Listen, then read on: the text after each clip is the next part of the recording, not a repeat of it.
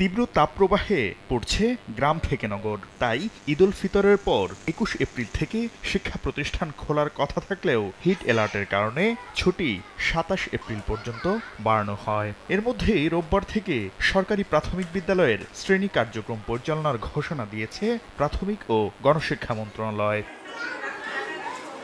শনিবার গণমাধ্যমে পাঠানো বিজ্ঞপ্তিতে মন্ত্রণালয় জানায়, প্রাথমিকের শ্রেণী কার্যক্রম চালু হলেও প্রাক প্রাথমিক পর্যায়ের শ্রেণী কার্যক্রম পরবর্তী নির্দেশ না দেয়া পর্যন্ত বন্ধ থাকবে।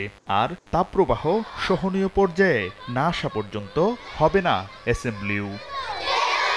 এছাড়া এক শিফটে পরিচালিত বিদ্যালয়গুলো প্রতিদিন সকাল ৮টা থেকে সকাল ১১:৩০ পর্যন্ত চলবে। আর ২ শিফটে পরিচালিত স্কুলের প্রথম শিফট সকাল ৮টা থেকে সকাল ৯:৩০ আর দ্বিতীয় শিফট সকাল ৯:৪৫ থেকে ১১:৩০ পর্যন্ত চলবে।